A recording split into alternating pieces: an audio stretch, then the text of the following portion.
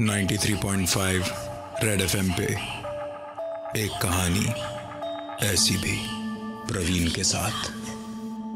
दो दोस्तों की कहानी, दोस्ती के गाने और मोहब्बत, ये सारी बातें सुनने में कितनी अच्छी लगती है।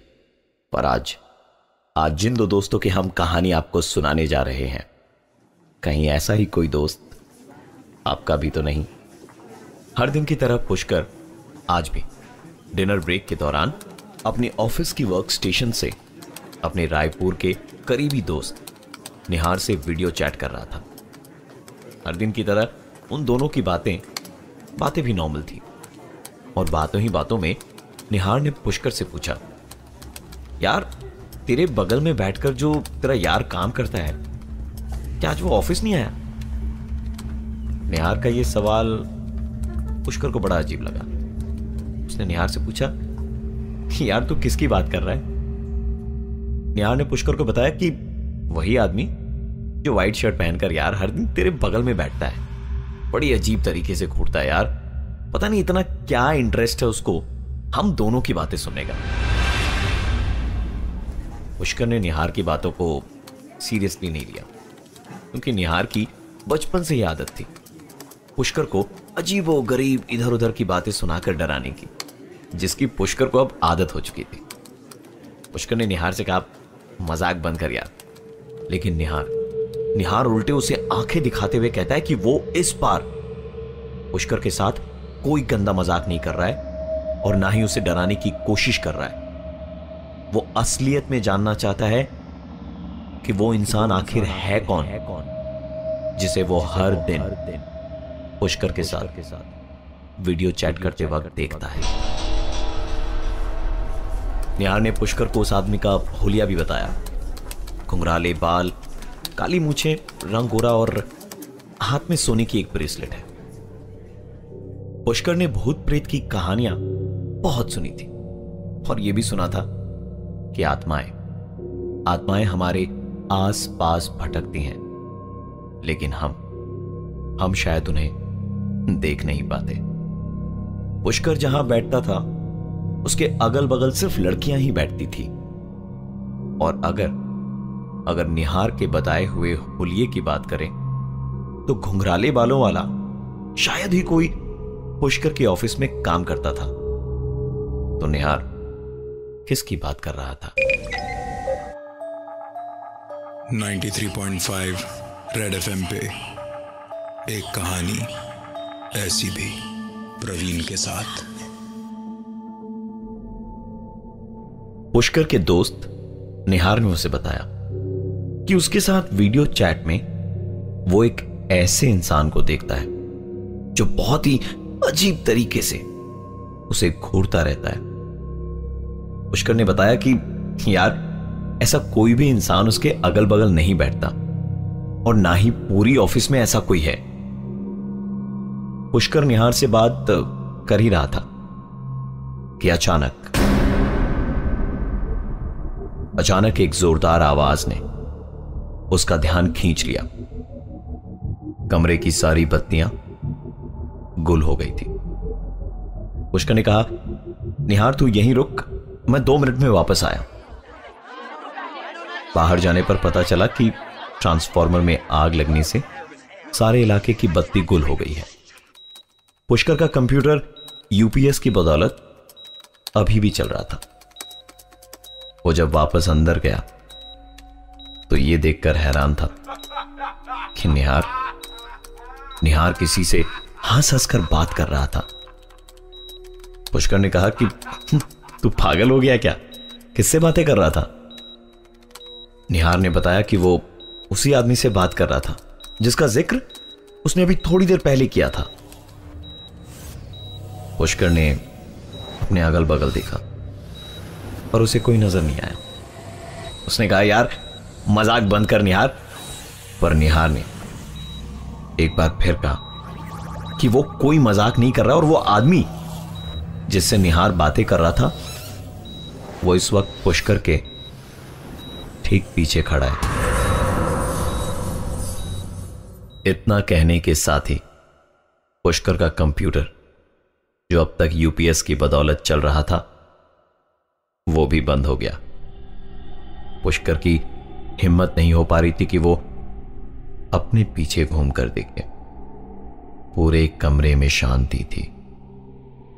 तभी उस शांति को भंग करते हुए पुष्कर का फोन बजा।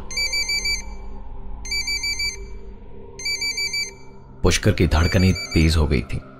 बस एक फोन रिंग से शायद जिंदगी में पहली बार एक फोन रिंग से वो इतना डरा होगा।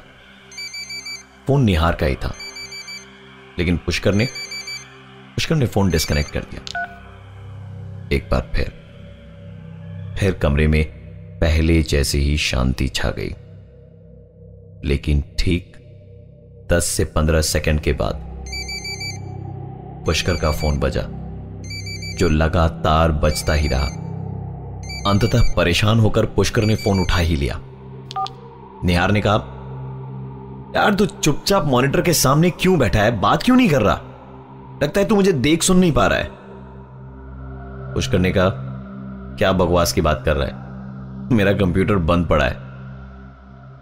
सुनकर निहार ने कहा, ठीक से चेक कर, क्योंकि मैं तो तुझे देख पा रहा हूं। 93.5 रेड एफएम पे एक कहानी ऐसी भी, प्रवीण के साथ। बत्ती गुल हो जाने के कारण पुष्कर का कंप्यूटर, जो यूपीएस पर चल रहा था, वो अचानक बंद पड़ जाता है। पुष्कर के दोस्त निहार ने उसे फोन करा और कहा, यार तू वीडियो चैट पर कुछ बोल क्यों नहीं रहा है, ऐसे चुपचाप कंप्यूटर के सामने क्यों बैठा हुआ है? पुष्कर ने बताया कि कंप्यूटर तो बंद पड़ा है, ना बत्ती है, ना ही यूपीएस में बैटरी बैक। तू मुझे देखेगा कैसे भाई? निहार की हंसी छूट पड़ी। उसने कहा, बड़ा आया हीरो बनने। मुझे मालूम है बॉस, अंदर ही अंदर तेरी हालत बहुत खराब हो चुकी है। पुष्कर का कमजोर दिल सही मायनों में अंदर तक सहम गया था जब उसे पता चला कि वीडियो चैट के दौरान उसके रायपुर में रहने वाले दोस्त निहार को हर दिन पुष्कर के बगल में एक ऐसा इंसान दिखाई देता है जो हकीकत में है ही नहीं। उस दिन पुष्कर और अपनी ऑफिस में काम नहीं कर पाया।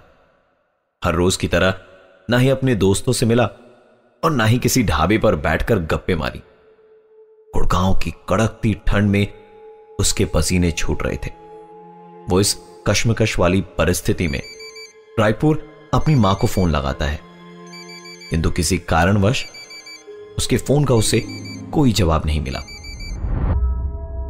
निहार की बताई हुई बातें और इस इंसान का हुलिया याद कर सारी रात पुष्कर की आंखों से नींद गायब थी। उसका डर उस पर हावी हो चुका था। किसी तरह आज की यह भयानक रात गुजरी और सुबह जब उसकी आंख खुली तो उसने पाया कि कल रात वो सोफे पर ही लेट गया था और उसके हाथ में लोहे का एक सामान था। उसे बचपन में मां की कही हुई बात याद आ गई। पुष्कर की मां कहा करती थी कि जब भी कभी कोई डर या भय सताए तो हाथ में लोहे का कोई सामान ले लो। शायद बीती रात पुष्कर इतना ही डर गया था कि उसने लोहे का कोई सामान लिया, लेकिन उसे यह बिल्कुल भी याद नहीं कब, कहां और कैसे। पुष्कर ने अपना होश संभाला और ऑफिस के लिए तैयार होने लगा। आज ऑफिस पहुंचने में उसे थोड़ी लेट होने वाली थी क्योंकि आंख खुलते खुलते काफी समय निकल गया था। अपने ऑफिस के लिफ्ट में भीड़ होने के बावजूद पुष्कर को एक अजीब सा डर लग रहा था। उसे बड़ी घुटन महसूस हो रही थी और ऐसा लग रहा था जैसे कोई बार बार उसके कान के पास आकर उसका नाम ले रहा हो। पुष्कर।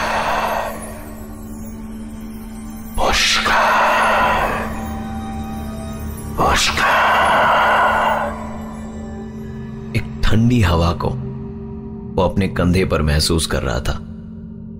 मानो कोई जानबूझकर अपनी सांसें उसके कंधे पर छोड़ रहा हो, जबकि पुष्कर लिफ्ट की दीवार से एकदम कोने में सट के खड़ा था। 93.5 रेड एफएम पे एक कहानी ऐसी भी, प्रवीण के साथ। सोते जागते उठते बैठते पुष्कर को अजीबो गरीब आवाजें सुनाई देती, मानो कोई उसे बुला रहा हो। रात को अचानक उसे अपने घर में ऐसी आवाजें सुनाई देती जैसे कोई किचन में काम कर रहा हो। फ्रिज का दरवाजा खुला पड़ा था और जिन बोतलों में उसने पानी भरकर रखी थी वो आधी खाली पड़ी थी। रात करीबन 2 बजे पुष्कर के फ्लैट की डोरबेल बजी। उसने आधी नींद में ही उठकर हिम्मत जुटाई और दरवाजा खोला, परंतु वहां कोई भी नहीं था। उसे लगा कि शायद उसके ही सुनने में गलती हुई होगी।